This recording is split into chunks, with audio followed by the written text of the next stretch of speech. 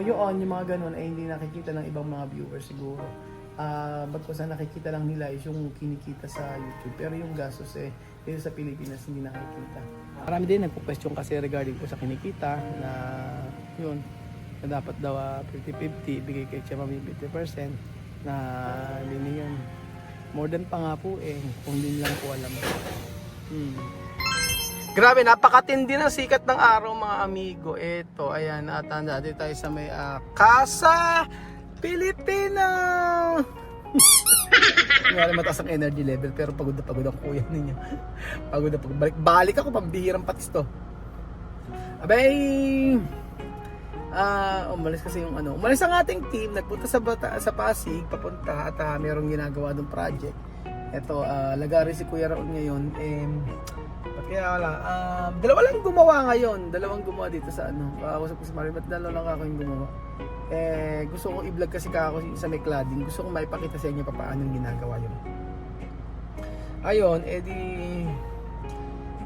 iniwala ko si Kuya Belgian doon, inaayos niya sa may payroll, kasi si Belgian na sa natin, mga amigo, sa project natin, sa ating kumpanya na inayo, si Belgian ang bahala sa documentation. So sa kanya mapupunta yung lahat ng documents o lahat siya mag-aayos sa mga SSS, PhilHealth, mga ganyan mga amigo. O di ba?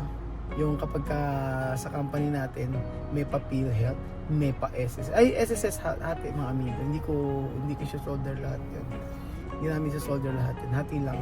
Tapos kasi mag-o-opisina po tayo, papakita ko sa inyo mga amigo. Sige, para makita nyo nga po. Pakita ko sa inyo saglit. Ayan. So dito po tayo mag-o-opisina mga amigo. Ayan. Dito tayo mag-o-opisina. Ayan. Dito pa mga amigo. So inaayos-ayos po natin. Matapos na to, kaya rin naalis yung natin. Tcharan! Ayan. Yun na tayo ng mga gamit. Bukas dito. Kulang na lang dito yung stuko. Ayan. Tapos, eto, okay na yung ating CR. Pwede na palang pumupo di ba? Ayan, okay na ating CR. Kaya CR na to. Gusto ko yung tiles na kinabit natin. Paka-social. Di ba? Ayan. Tapos meron ito, cabinet sa baba. Ang ganda. Gusto ko to. Ang ating lababo. Ayan, dito tayo mag-opisina. And then sabi ko kay Marvin, maglagay siya dito ng cabinet ng shelves. Shelves o cabinet dyan. Para po, dito natin lalagay yung mga files natin. May files tayo dyan. And then yung mga gamit-gamit. Para maganda maglagay dito ng mami ko. Ng kapihan. So, ayan po mga amigo. Dito ang gusto ko talaga yung tiles natin. Sa totoo lang. Love na love ko yung tiles natin. Mahal lang pero social tingnan. Ayun. Tapos, antayin namin kulang pa lang ilaw. Ngayon, bibili ko mamaya ng ilaw para maikabit dito.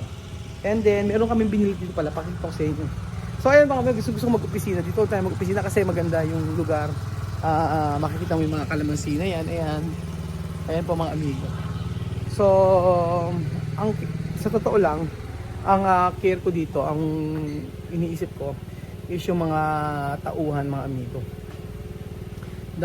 Nung nakilala ko yung mga tauhan ni Joel, nagkaroon ako ng sabi ko, dapat yung mga taon to deserve na meron talagang trabaho. Kaya please po, magpagawa na po kayo para dire-diretso po yung trabaho na namin para po yung mga tauhan. Kasi mabait na mga tao ni Marvin.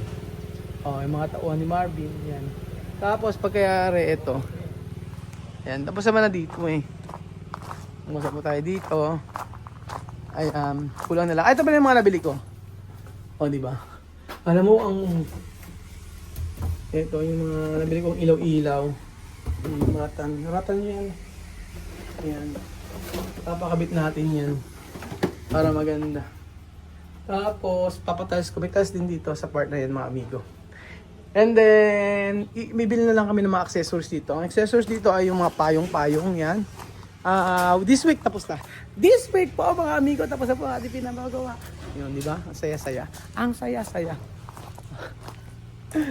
Ay nako, napakainit ang ngayong araw. Tapos ito, papakita ko sa inyo yung ginagawa nila Undoy. Ito po, ayan po mga bayo. Ready na po ba kayo makita ang halos katatapusan ng ating project? Ang Casa Francisco na ginawa nating Casa Pilipino. Mas maganda, Villa Pilipino. Casa Pilipino, mas maganda. Kasi ito ay tayo ay Pilipino. Ayoko i-credit sa akin na lang, sa Pilipino na lang. Kasi total, pare-pares naman kayong nanonood, pare-pares kayong nakasubscribe, pare-pares kayong hindi nag-i-skip ng ads. So para sa atin po ito, para sa inyo, ang Casa Pilipino. So ready na ba kayo pakita yung yung cladding? Ang ganda. Ito yung katatapusan yan mga amigo. Pakita ko sa inyo isa-isa. Chararararan! Ito na po mga amigo ang papakita ko sa inyo ang wall cladding. Charan! Ayan. Undoy, kaya ba? Tapos na ngayong araw yan, di ba? Ha? Matatapos, di ba? Ito yung wall cladding, yung tinatawag nila. Baba ko ba ito? Ayan. Si Undoy lang gumagawa at saka si Bokbok. Bokbok ba? Dokdok? Jok pala. Jok. Si Jok, ayaw umuwi ka na sa pamilya mo. Nakikita ka sa video. Hindi ka nagpumaan. Ay, naano nyo, O sir, para po di kita yung...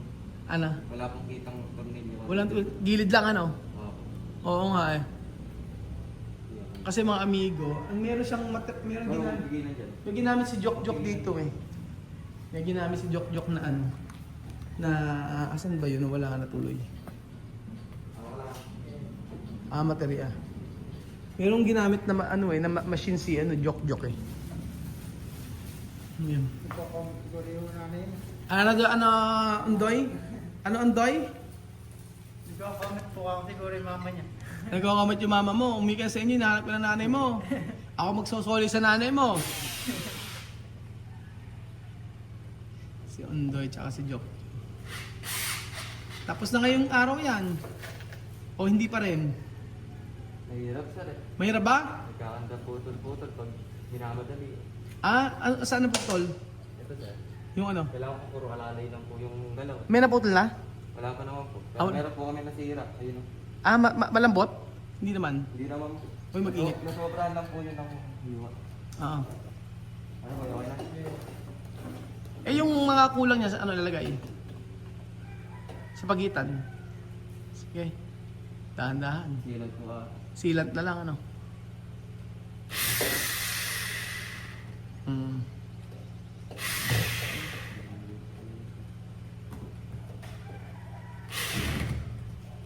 Mahirap pala. Mahirap? Hindi naman. Hindi naman sir.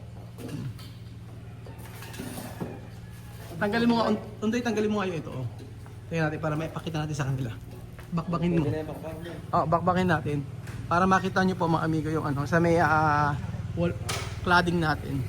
Yan kasi yung mga uso ngayon, yung mga ganyan. Yung iba kasi, yung ginagawa nila, tinuturnilyo nila yung gilid. Kita yung mga tornilyo. Kagaya sa ginawa dun sa kabila po mga amigo. May tornilyo. Eto, magaling nga si Marvin eh. Sabi ni Marvin, "Nako sir, hindi ganun na paggawa niyan, paglalagay ng wall cladding. Ano yan, hindi pinakikita yung tornilyo niyan." So meron siyang machine na ginawa para siyang blade. Tapos, yun. Ayan, isa. Kaya ala siyang mga tornilyo mga amigo. Mag-ingat ka, Undoy.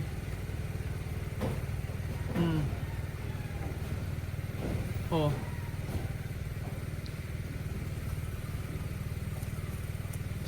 Kayong dalawa lang gumawa niyan yung sa taas din. Matraba. Iba talagang gumawa sila eh. Maayos.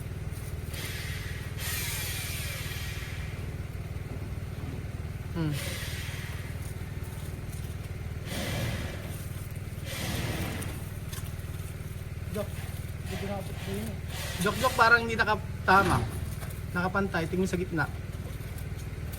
Pati ba taas sinaano nyo? May tornilyo sa taas? Okay. Okay, mag-ingat ka dyan. Ngayon siya mga amigo. So ang dati pinapili ako nila Marvin, dapat lang semento lang eh. Pero mas maganda yung ganyan. Tapos sabi niya pagka kasi semento din, syempre mabigat. Kaya yun ang ginamit namin, yung sa may cladding. Mabigat kasi pagka semento. Kaya iisipin nyo para siyang semento, di ba? Yan. So kung ano yung nasa plano mga amigo ay nagawa naman. Tapos magaganda yung mga materials ay kinabit natin. Ayan, alas patapos na po mga amigo. And then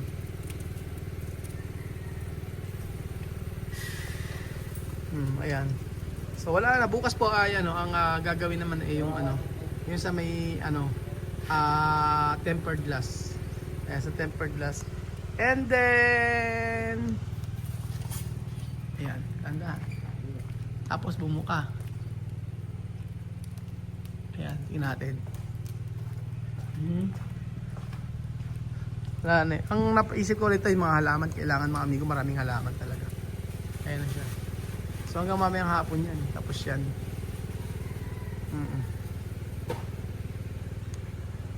Maraming halaman tayo mailagay dito. Para maganda. Nakabukas sa gilid. Oo, tingnan nyo. Sa gilid. Ayan po. And then dito sa may ating countertop. Sa may counter. Ito. Kulang na lang. Hindi pumasok yung iba ngayon. Naka-prepare naman na. Okay na dito. Tapos may ilaw na tayo nakabil dito. Medyo mainit talaga. Mainit pala talaga. Anong panahon? Yun po ang problema sa Nueva Ecija. Sobrang mainit po. Kahit saan. Ang kagandahan naman dito sa amin, yung nga hindi binabaha. Tapos kahit anong ulan, hindi kami tinatamaan yung alam niyo yung pagka meron kasi 'di ba pagka konting ulan lang binaba, dito hindi. Hindi kami natatakot na dami ba naman puno ito tsaka mga pala. Saglit lang natutuyo. So ito po mga amigo. Ito na yung ating CR. Ayan. So, ano ba ang gagawin? Ito yung ito kinukwento ko sa inyo. So, ito ang bowl niya. Ito. Okay na. Ito yung bowl. Tapos pagkayari lavatory, shower area. Ayan. Pag nakita niyo sa personal, ang ganda ng tiles. Tapos, yun, ilaw, dalawa. Tapos dito merong cabinet. Tapos dito ang refrigerator. Tapos dito yan may cabinet. Cabinet din dyan. And then, yan yung tubig. Tingnan namin hindi siya hindi nagbawas. Hindi na hindi bumaba yung tubig. Ayan. Hindi bumaba yung tubig, no? Hindi po sir. Hindi. Ganyan pa rin po siya. Okay, ganyan pa rin. So ang pumasok lang ngayon si Jok at saka si Ondoy. Di-unti makikilala natin sila. Ang ganda ng ano ang gagandaan ako mga amigo sa itsura. So, tingnan natin na ikabit yung isa pa. Bukas daw yung salamin tempered glass eh. Tapos pala yung mga bed frame. Marami pa akong gagastusin mga amigo. Alam niyo kung ano pa yung mga gagastusin. Yung mga kutsyon, tapos yung bibili ng TV, bibili ng refrigerator, tapos bibili ng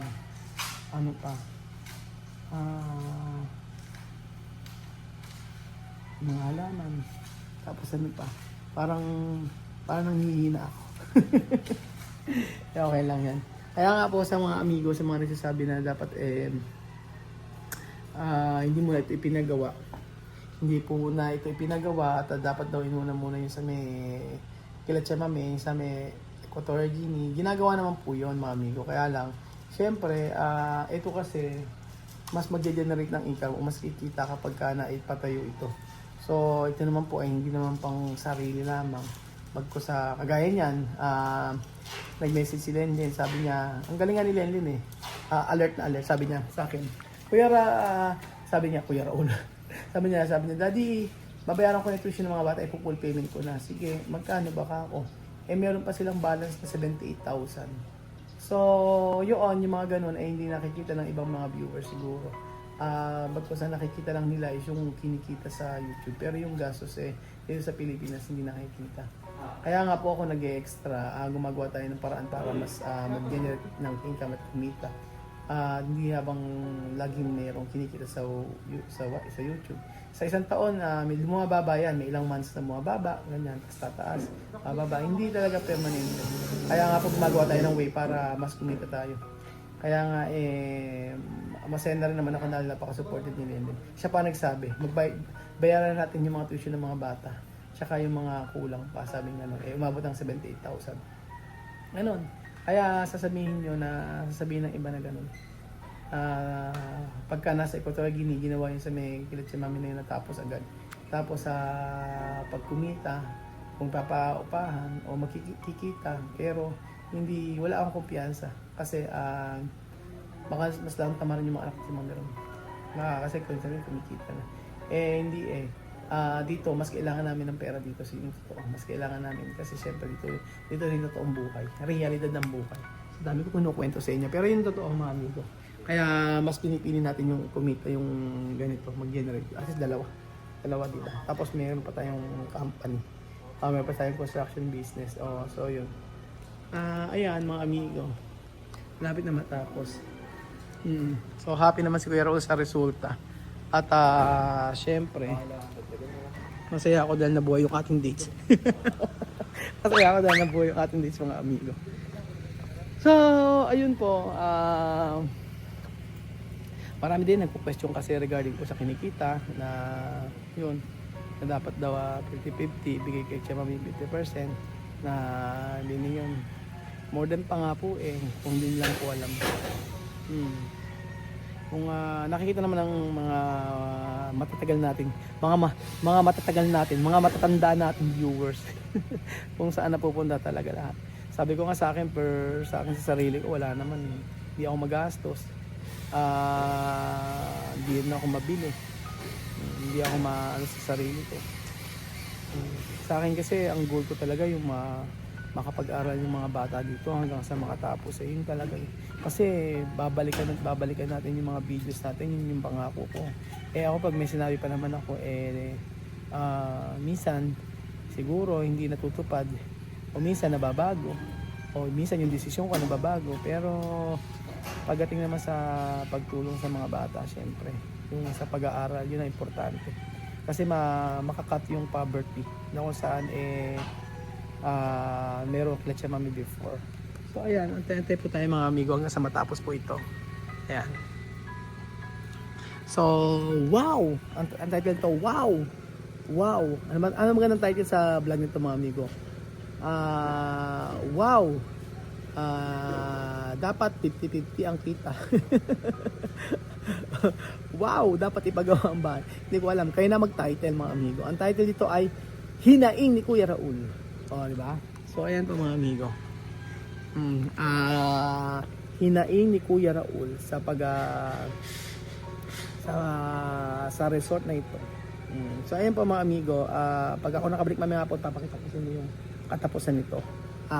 Makikita natin yung halos sa tapos na. So, happy kayo. Alam ko, masaya ako. Masaya kayo. Masaya tayong lahat dahil sa loob ng ilang buwan ay ipoprovide natin yung needs ng mga bata, especially sa school at yung development, progress ng mga bata hindi naman lingid sa inyong kalamat, nakikita nyo naman. So, ang tagumpay ng Matingga Family ay tagumpay po ng mga Pilipino. Yun po ang tatandaan nyo. Tagumpay ng bawat Pilipino na may isang pamilya na nakaahon sa hirap at nakapag-aral sa Pilipinas. So, nasa mga bata na lang po yun ang kanilang future. Sila na po ang gagawa noon. Tayo po ay instrumento lamang. Tayo mga Pilipino. Tandaan niyo po yan. Salamat po. God bless.